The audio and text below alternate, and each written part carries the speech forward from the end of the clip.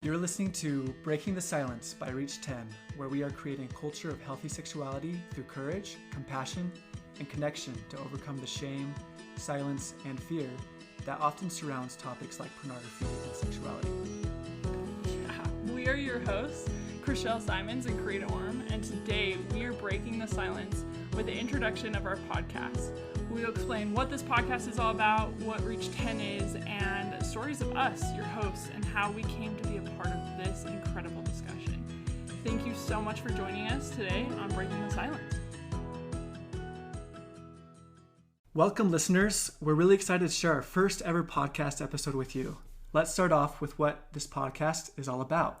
So, Crishelle, can you tell us a little bit about what is, quote unquote, breaking the silence? And why did we decide to make that the title of our podcast? Totally. I really love this name because of this idea that a friend and I, we were talking about the issues with pornography and the issues with healthy sexuality a couple years ago. And he was like, this totally reminds me of Harry Potter. And I was like, what?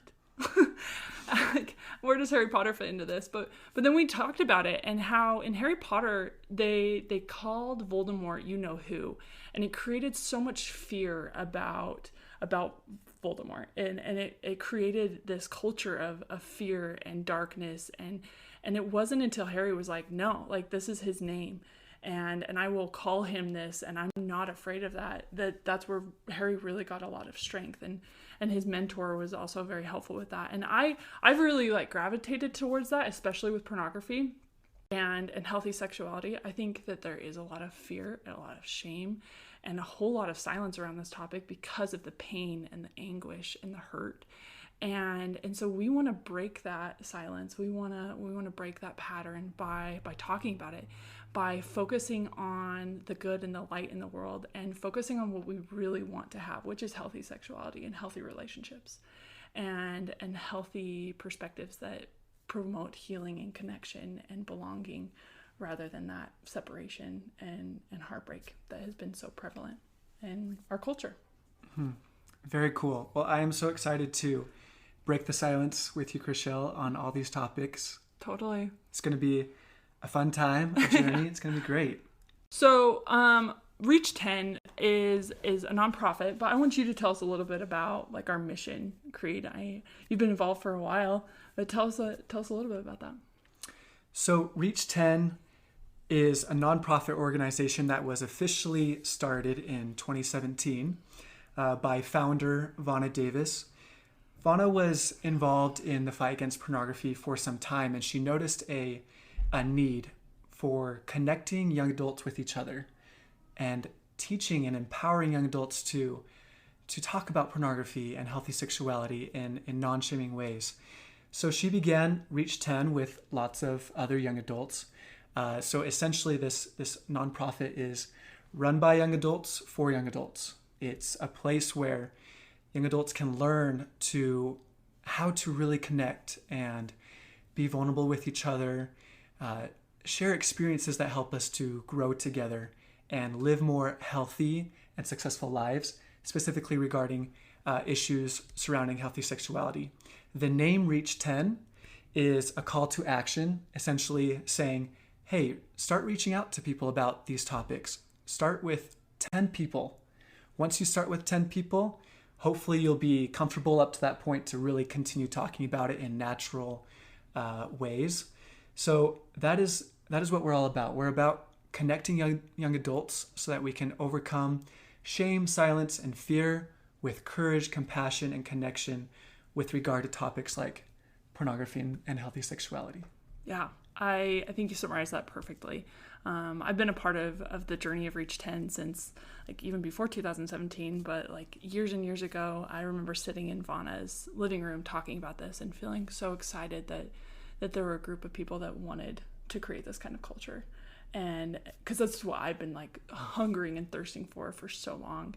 And I think it's such a beautiful thing. And I'm so excited about this podcast because it's going to create something that we can share, something that we can continue to move forward and have to reference back to and to hopefully have some more tools for people that want this. It's a great organization. If you want to learn more, you can go to reach10.org to learn even more about us. Yeah. Yeah. So a couple of disclaimers before we really jump into our stories today and even into this podcast. We want to make sure that you understand that we are regular people. Creed and I are just normal people like you and I, and we want to help our society to get more connected and to be more healthy and to overcome the obstacles and to have success in their relationships, especially. As well as with like success with the relationship with ourselves. I think that's really where that relationship begins with. So in this podcast, we are going to share what we have found that has helped us to have this happiness and this healthy like lifestyle and what we continue to work on. And we want everyone to have that same experience. We also, we recognize that like our beliefs are very based in the Church of Jesus Christ of Latter-day Saints. And this podcast is not like promoted by them, but that's like where our background is from. And a lot of the people that we work with are from there. But we want this podcast to be able to reach like all those that want to live like happy and healthy lives. And so often these principles that we talk about are going to be Christian principles or Christian principles that can be applied in any relationship. And if you have questions, reach out to us. If you have if you're passionate about this topic and you have things that you want to share, please reach out to us. Our email will be in the show notes, as well as you can just reach out to hello@reach10.org. Yeah. Perfect. Thank you, Crishelle. I think it's really important for our listeners to understand our own background and kind of the context of this podcast and how we came to be here. So let's dive in a little bit more by introducing who we are and what we like, what we don't like, where we come from, things like that. So Crishelle, why don't you start? Tell us a little bit more about yourself. Yeah, for sure. I graduated a couple years ago and I am a sugar mama. I am working as my husband is finishing up grad school this year. So I'm a recreation therapist. And I love all things play. I grew up in a family of 5 kids and I grew up in a small town. I didn't even have one stoplight in that town, which makes it sound smaller than it was, but we created our own fun in Morgan and it was really great. And I love the outdoors. I love being outside. I love skiing. I love water skiing. I love mountain biking. I love cycling. And I love doing those things with my husband. We got married just about a year ago, and I am so grateful for him. There's nothing I like more than coming home and spending time with him. And a little bit more about like my career. I work in addiction recovery, and specifically for substance abuse, and everything that I do at work is all about helping people to make healthier choices in their life that lead to the outcomes that they want rather than falling back into their addiction. And so it's something I'm really passionate about is really like the freedom and the healthy lifestyle that we actually want and having that through like our choices. So a little bit about myself. Cool, Crishelle. You're awesome. Thank you for your work with these young people, helping them through their obstacles. Yeah, it's good stuff. Yeah, you're cool. Mm-hmm. So Creed, your turn. Tell us a little bit about yourself. All right. I'm Creed Orm from Carlsbad, California. It's a place in San Diego. I lived in the same community my whole life until college. It's a beautiful part of California. I'm the youngest of 5 children in a family that is strongly tied to the gospel of Jesus Christ and the Church of Jesus Christ of Latter-day Saints. So that is the faith that I grew up in, and it has played a vital role in my life. So some hobbies that I really enjoy doing happen to be intramural sports like volleyball, ultimate frisbee, soccer. I really enjoy dancing as well. I like learning about life and interacting with people. I love just talking with people and learning about them. Right now I attend college at Brigham Young University in Utah. I am majoring in family studies and am now applying to master's programs for marriage and family therapy. So I plan to be a individual, couple, and family psychotherapist. I love this, and I am really excited to tell a little bit of my story and what got me involved in this and where I come from. And my intention in telling my story, and Creed, I don't want to speak for you, but I think it's similar just based on conversations I've had, is not to say that my story is everyone's experience with pornography and with their quest to figure out what healthy sexuality is. But to really open up and share about what it felt like for me and why I'm so passionate about talking about this, and why I'm so excited to interview people that know more than me about this topic, and interview people just like you and I that have to do with this, that feel similarly.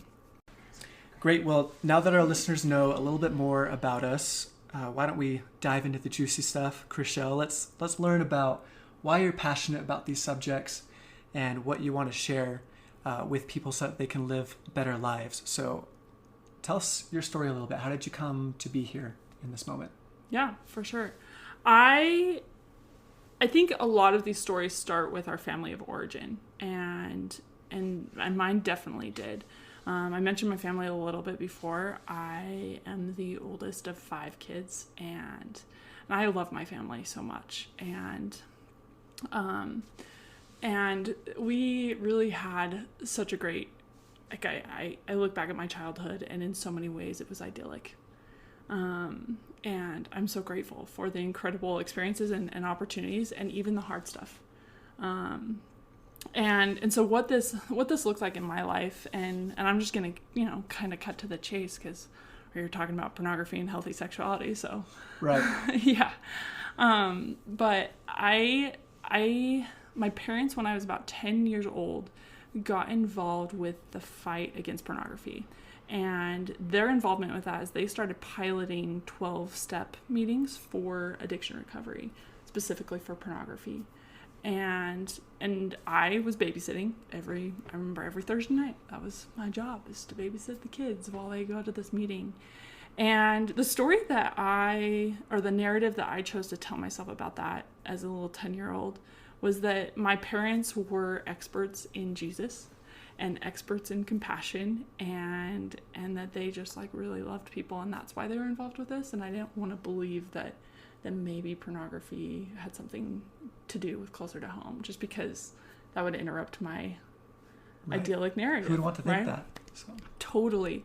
And so that's the narrative I told myself. And with this, I started learning a lot more about the problem. I started hearing a lot more about the statistics and the numbers and how much pornography was affecting everyone around me. And I, looking back, I see how that affected my narrative, and why I was so adamant. I'm no, this is not an us problem. We're just experts in it so that it never is an us problem.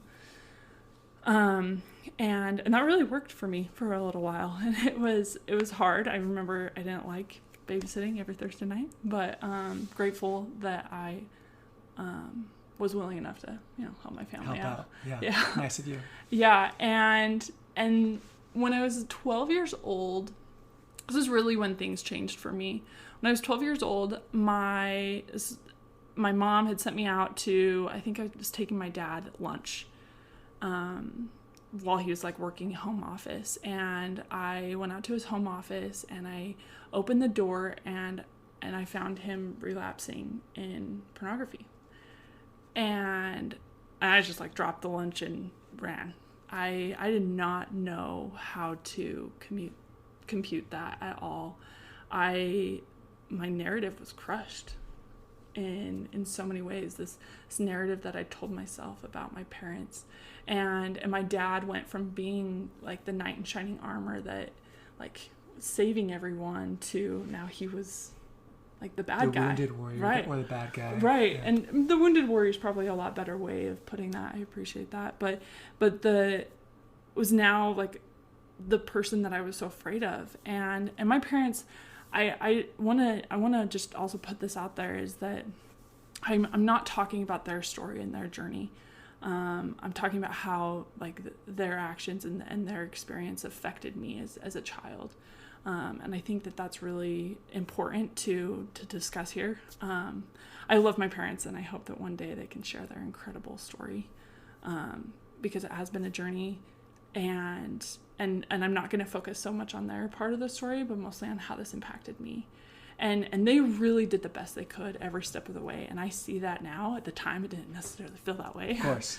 But I totally see that now. And so my mom, she did her best to reach out to me. But again, my tendency at the time was to just kind of like pull away and to be like, okay, this is the narrative I'm going to tell myself now. Like, yeah, we've been affected by it, but we're overcoming it. And we're going to be the success story. And I don't ever want to talk about it. And like, just kind of put walls up. And that was just how I decided to protect myself. And my dad, he was working through it, and I could see him really striving and progressing, and I could definitely feel and sense when things weren't, as awesome as I wanted them to be, but at the same time, like, things were really great. And we made great progress as a family, and my parents were able to work through that, which I'm very grateful for. I know a lot of people who haven't had that experience, and who have been very deeply wounded from pornography in their parents' relationships. And so that was where it started. And by the time I left for college, things had settled, and I felt like my parents were in a really good place. And I was like, yeah, I can leave for college now.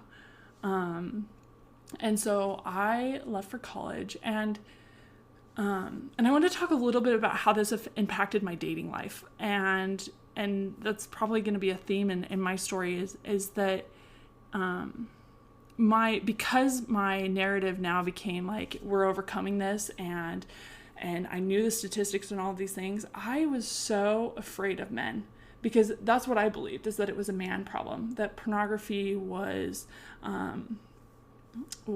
just their issue, and the way to protect myself was to just completely shove sexuality and everything like that in a box in the corner and put it there, and to keep everyone at least arm's distance apart. And what that meant is I intimidated the crap out of every guy ever. Bless all of their hearts. And it was, but looking back, I just recognized that that's how I chose to protect myself. And I was afraid of it. I was afraid to even like talk about it. And I knew a lot about it, but I would never talk about it. And I never opened up to any of my friends about what was going on, because I just didn't know how to talk about it. I didn't know how to talk about how it impacted me. And it was a lot easier just to like keep going forward and to pretend like everything was perfect. Yeah, keep it behind you. It's harder to address things head on, right? Because it can totally bring up so much emotion. Oh, totally. And complicate things, it seems like. Yeah. And I didn't even know how. I probably had like shoved all of those emotions so far down at that point in my life that like I didn't even know how to start opening that box up, right? So I went to college and continued to try to date, and my goal at this point in my life was just to find someone who hadn't been affected by pornography, because I had decided that was the only way that I was going to have success in life. Find somebody who'd never had a problem with it. Mm-hmm. It's going to be fine. That way I don't ever have to have the pain and the struggle, because I saw that in my parents. Like, I saw how hard it was for them.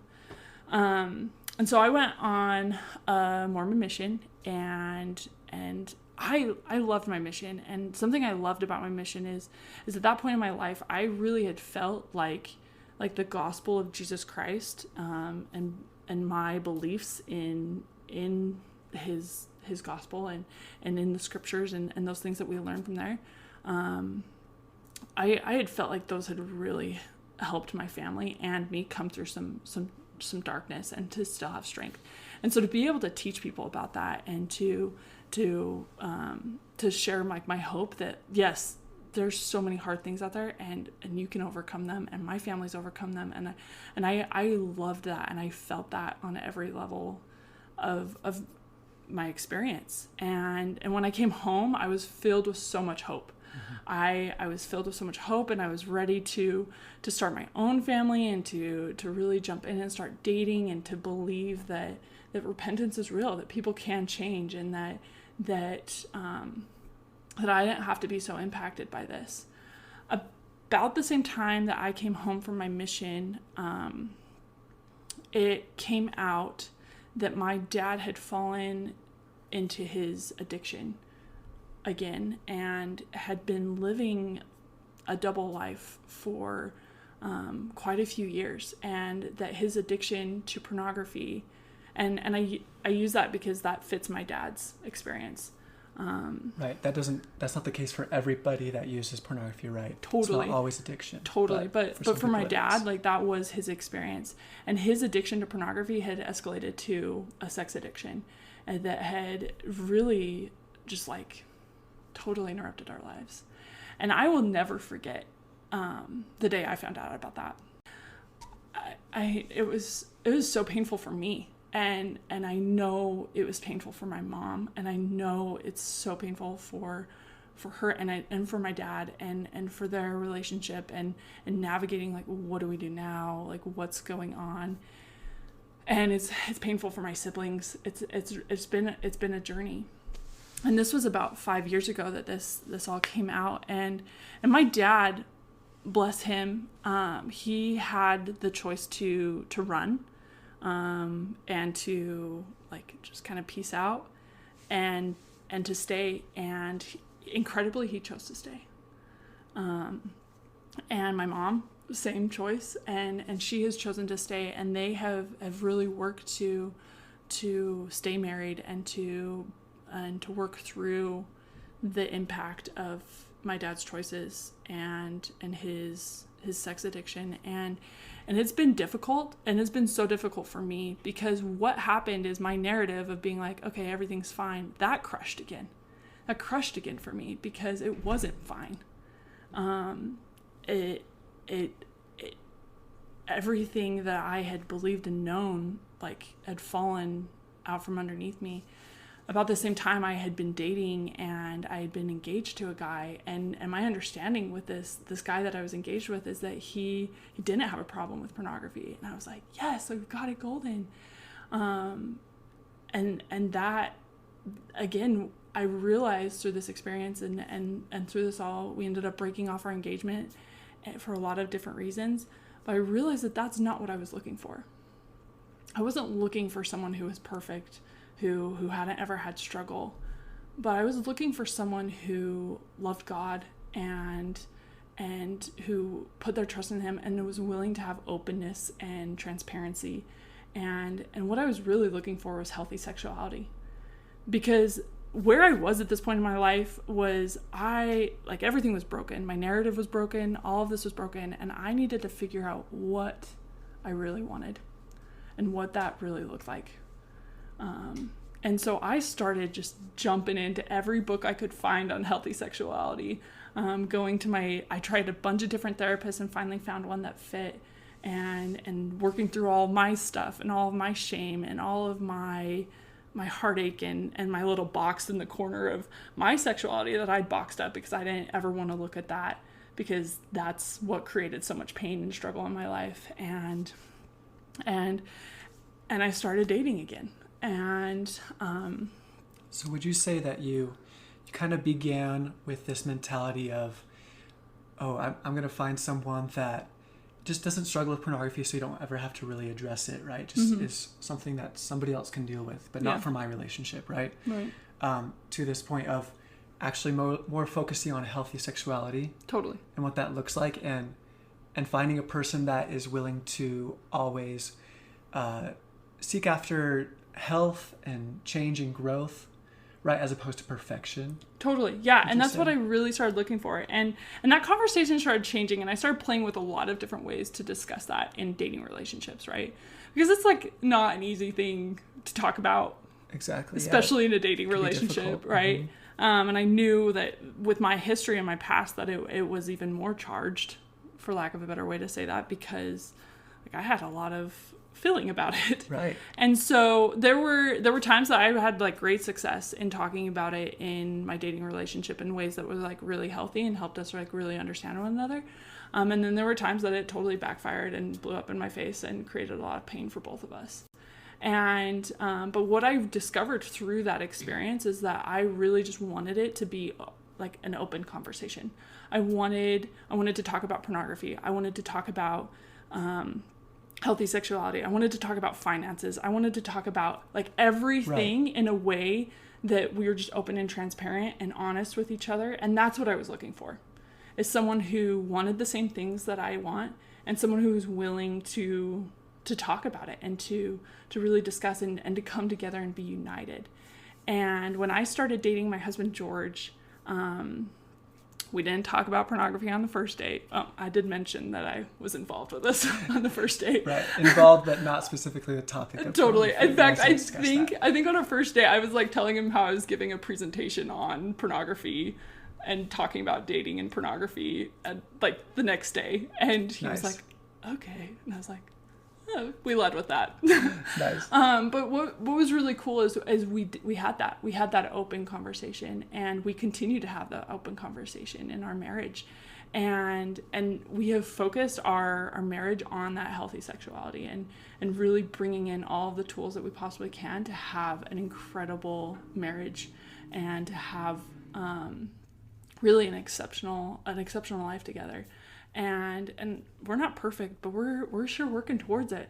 And I love him very much, and I am so grateful that I didn't believe the narrative that I did for a moment when this all came about, is that I was broken and that there was no way for me to have a healthy and happy relationship, because like it is possible. It doesn't matter. Because it is possible for all of us to find that healing and the happiness and the wholeness that we all so desperately want. And really that comes through compassion, through courage, and through connection with each other and with ourselves and with God ultimately. So that's my story, and that's why I'm so passionate about this topic. Wonderful, Crishelle. Yeah. Thank you so much for sharing. Yeah. It's amazing. Yeah. I really like how you've learned so much through your experiences, even though they were traumatic, right? Mm-hmm. But you've been able to use them in such a way to help you progress to more health or to more understanding. And now you can share it with others so that they can know that they too can work through traumatic experiences that they've had regarding sexuality, come to a spot where they're healthier and happier. And the work is never over. Oh, definitely. Right? And I hope that I communicate that, is that like, this is something I'm actively working on, right. That I am actively like seeking out. And even the other day you introduced a book to me that I was like, oh, I need that book. And every time I meet people, and I love listening to podcasts, I love just hearing about people's experiences. And you don't even have to be an expert on the topic for me to learn and to grow from that. And that's what I want to create in this. And this podcast is just like an open conversation where we all talk about how to create the culture that we actually want in our lives, in our families, and in the community. Right. Yeah. That's what we're all about. Totally. Open discussion. Let's talk about these things. No more silence. For sure. Let's get to truth and good things that can help us all in life. For sure.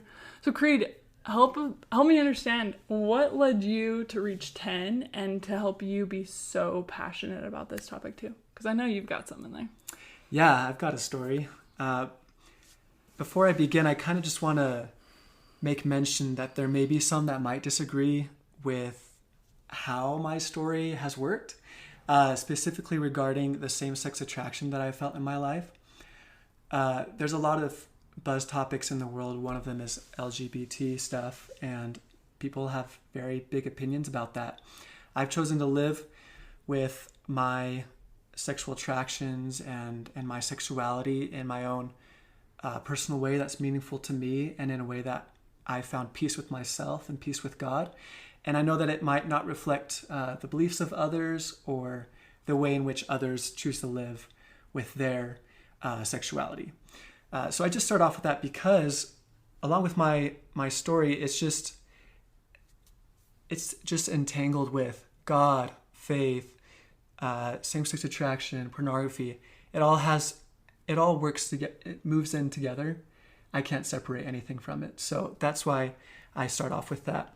I appreciate that disclaimer, and I think that's really important, is that each of our stories and every person that we interview on this podcast, we're all doing the best with what we have, and we're living true to what we know and feel for us. Right. Everybody's on their own journey, learning their own things. Totally. And I hope just listeners can respect that, but also respect the journeys of others too.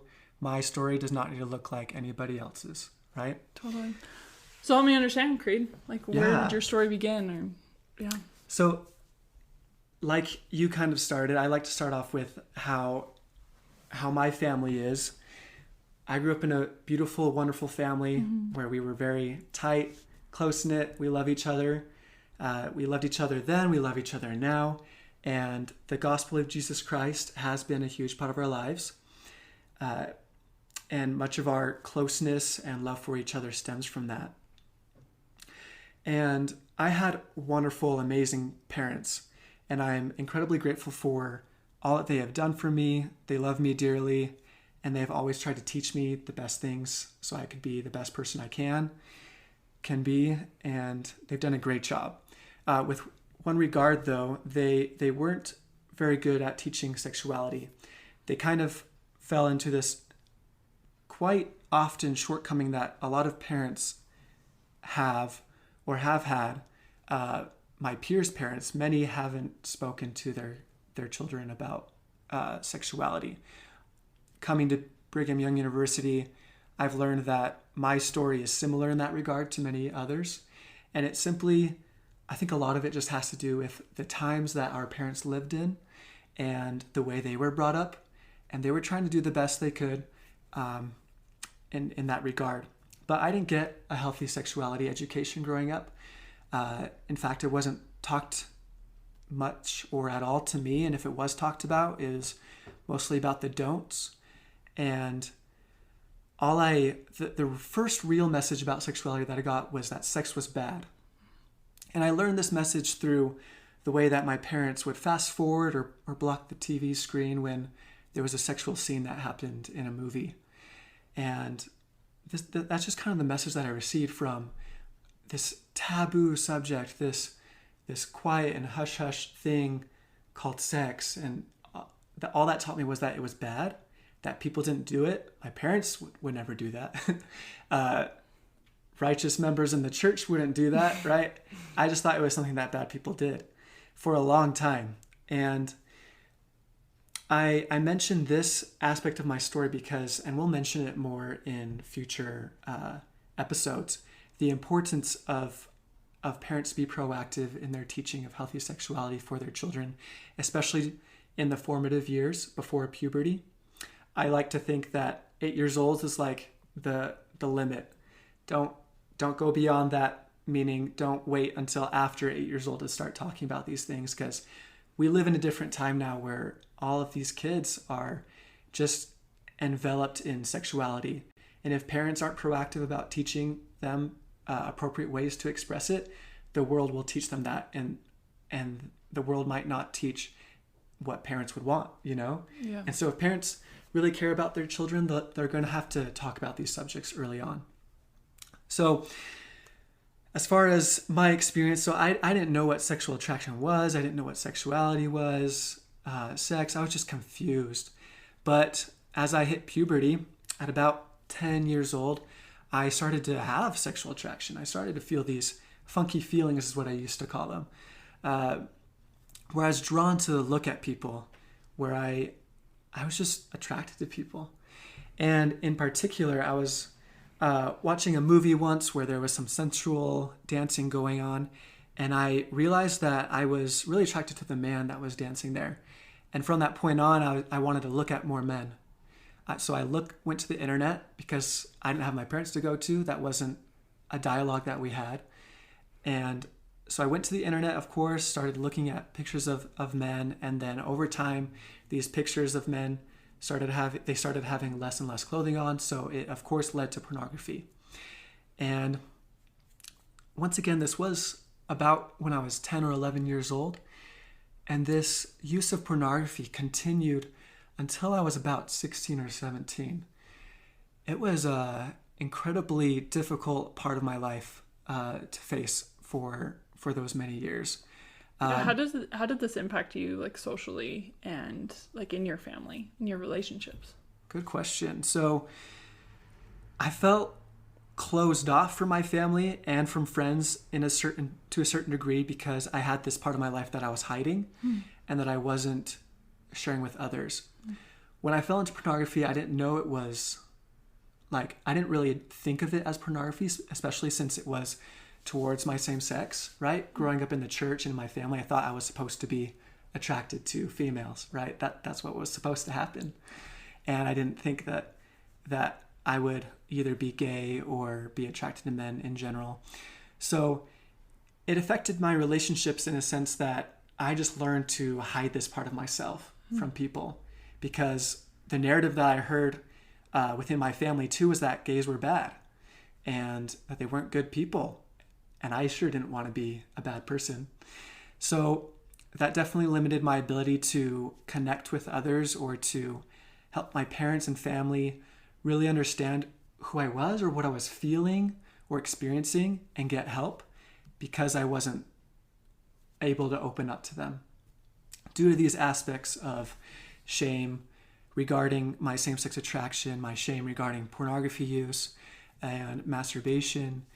All of this was warped in together into a place that caused me to be separated emotionally from those around me, which can be a very lonely and hard aspect of life, especially during critical years of development when we're supposed to be engaging well with friends and family. I felt distant from others. I had quite a bit of friends, but I didn't ever feel like I was able to be very intimate emotionally with them because I was hiding things. And I didn't realize this during the time, but looking back from after I've learned a lot, I realized how closed off I was from everybody by the amount that I hid and that I was ashamed about. Yeah. So did you ever open up to anyone, or what did that look like? Right. So after struggling with pornography for several years, and also my struggle with coming to grips with my sexual attractions to men, I realized through church and I believe the Spirit telling me that, okay, Creed, this is actual pornography. This is something unhealthy for you. This is, in a sense, ruining your life. You're taking up so much time doing this away from everybody else. It's affecting your education, your sleep, your ability to connect with others. This is pornography. This is not good, and you need to get help. So, first of all, you need to stop. So I tried to stop on my own from all that, but I couldn't do it on my own. I kept trying. I was sober for a little bit, but then I fell right back into things. And over time, I realized that I had to reach out if I was actually going to get out of it. I had to humble myself, accept the fact that this was an addiction because of my compulsive desire to always go to it. I couldn't stop thinking about it. I couldn't stop thinking of men in sexual ways. And I just wanted to break free. I was tired of feeling this loneliness, of feeling like I couldn't control myself, of feeling this darkness and this, I felt like I was in a pit and that I couldn't get out of. But I realized I had to take courage to talk about it with someone. And so I definitely thought my parents were the first people that I definitely needed to open up to about it in order to get help. So at about, I'd say close to 17 years old, I finally talked to my parents. I said, hey, I would like to talk with you. So we met in their room. I told them about my pornography use, masturbation, and about how it was same-sex pornography too. That was the hard part for me, was really that. But I was able to say it. I'm really grateful for. And I was really impressed by my parents. They responded with much kindness, much compassion. They were eager to listen, to understand. They cried with me, and it was a great experience. That was very helpful for me to feel like, okay, now they're a part of my team. Now I can work with them on how to overcome this problem, but more so to overcome the underlying problems, right? Mm-hmm. I believe that pornography and other sexual misbehaviors are kind of the peak of the iceberg, not the bottom part, the foundation that's the real problem. My real problem was needing to open up with others about my experience and get rid of the shame about who I was or what I was experiencing. And this was a critical first part in that journey of debunking the shame that I felt and coming closer to God and others by opening up to people. So moving forward, I began to improve in my ability to resist temptation, you could say, or resist moving back into these sexual misbehaviors. I worked with my church leaders. I spoke with them about these issues, and I started to get better over time. And I was really happy to see my progression. I couldn't believe that I was actually getting better. I would beat myself up. But getting better, like, help me understand that a little bit. Thank you. Yeah. Getting better regarding not going back into pornography or masturbation. So I didn't quite address same-sex attraction very much at all, actually, and I wasn't ever trying to get better from that. Through research that I had done on my own during that time, I just realized that same-sex attraction might simply just be a part of my life, but it didn't have to define my life. Mm-hmm. I didn't have to be gay, meaning I didn't have to live the gay lifestyle. Maybe I'd have these feelings, but I could still live a happy, good life within the gospel. And that was what I felt. That's what I did. And so I didn't really address same-sex attraction. So when I say improve, I was able to move away from these sexual misbehaviors, right? Of like the pornography. Pornography. Okay, mm-hmm. Cool. Okay. Yeah. And like I said, it was a very helpful time for me because I began to improve, whereas I wasn't improving before. And I came to a point where I didn't have a desire to go back to that stuff anymore. And it was an incredible experience for me to feel released from these chains that I felt to always go back to pornography. Creed, I love that what you just said. I think that was so profound, is that like your desires changed, that like your and you were able to like channel that into like what you really wanted or what really brought that connection. I think that's so profound, because that's something that I felt too, is like my desire was to like hide and like shove it away in a corner. Right. And then it finally came to like, no, like this is a part of the human experience, and like I desire this connection, and this is what it's going to look like for me to have a healthy connection in my life. So I just wanted to like, and those principles of connection and addressing our sexuality head on were lessons that I feel like I learned later. Mm-hmm. In this time I was able to curb my behavior, but later I was really able to come to an understanding of myself, and where I was able to be more healthy towards myself and towards my experience and the experiences of others.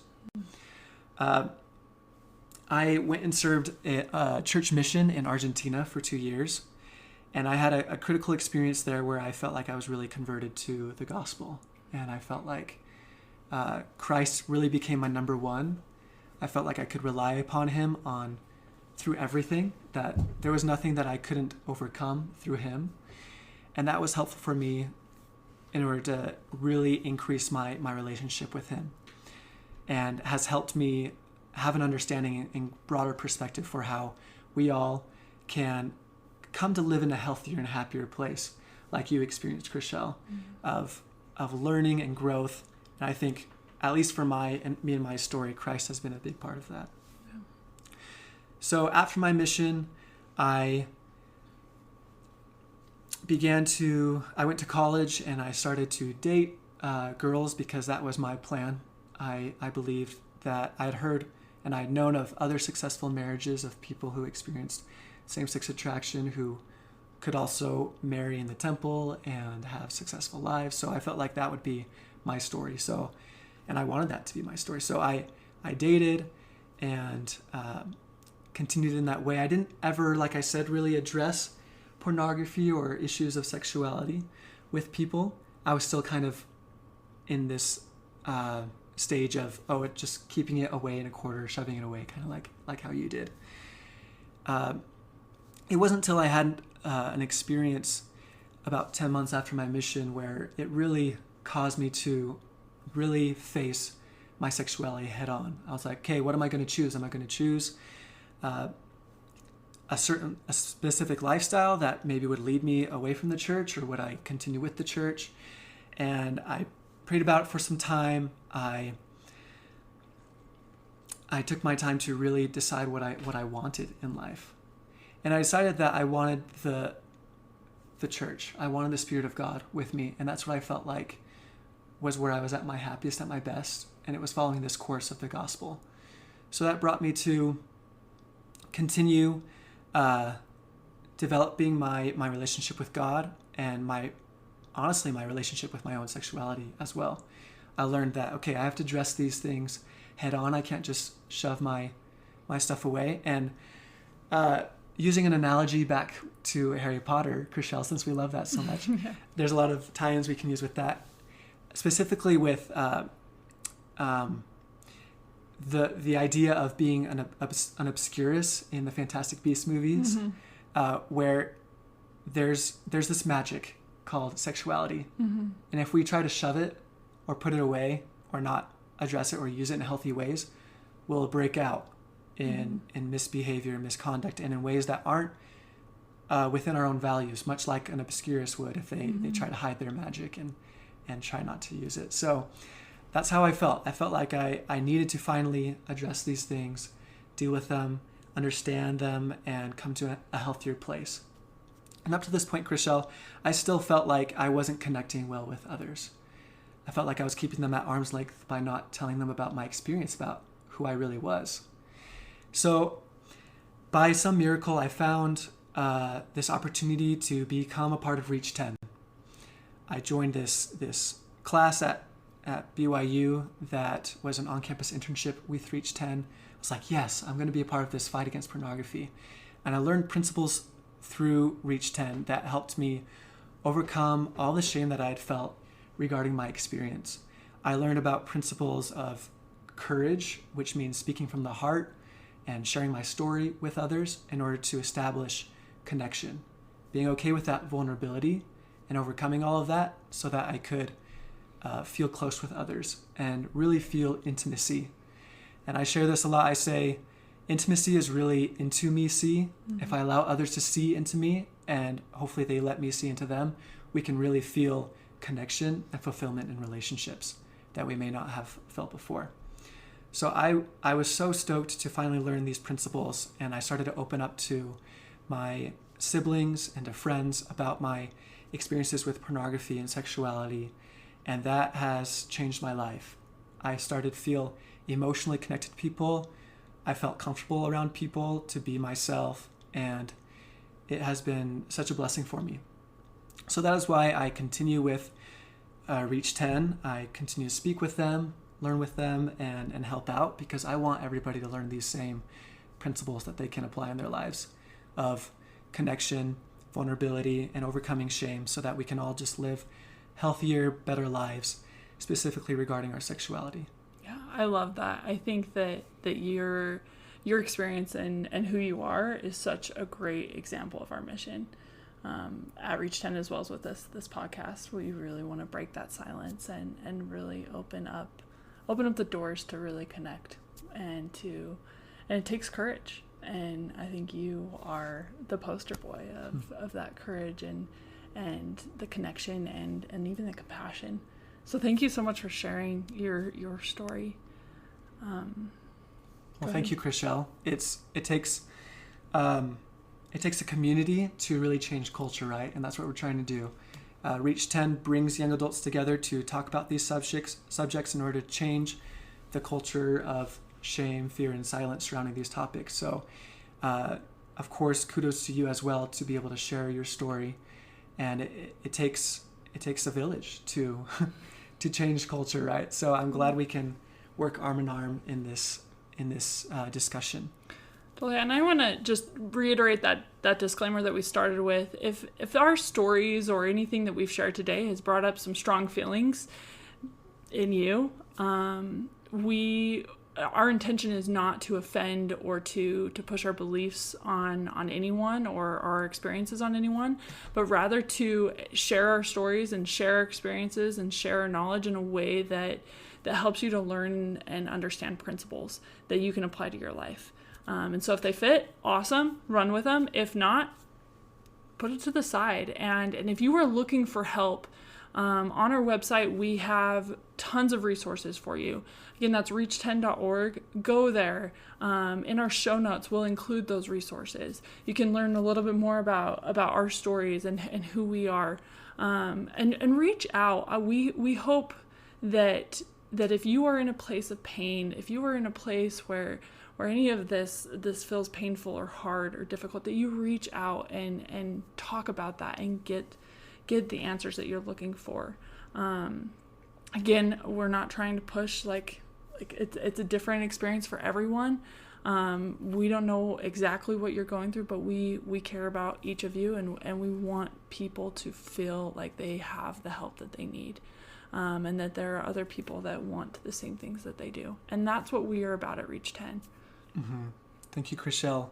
We are so grateful for all of you who are listening, and we hope that as you remain with us, that you will learn all these wonderful principles that can hopefully help you in your own journeys with regard to sexuality, pornography, and life in general. Thank you for listening to Breaking the Silence by Reach 10. Help us create a new culture of connection by sharing what you heard today with 10 people. Please help us reach more young adults by going to iTunes to rate and review our podcast. Be sure to subscribe so you don't miss any episodes. Learn more on our website at reach10.org or follow our social media. We want our listeners to know that we share these views to open the dialogue on these tough issues. We are not professionals, and ideas shared on this podcast should not be taken as professional advice. The opinions and views that our hosts and guests share do not necessarily reflect the views of Reach 10, and we don't guarantee the accuracy of any statements you hear. Reach 10 is not responsible for your use of information heard in this podcast. We keep learning and invite you to join us as we build a more open, compassionate, and courageous culture.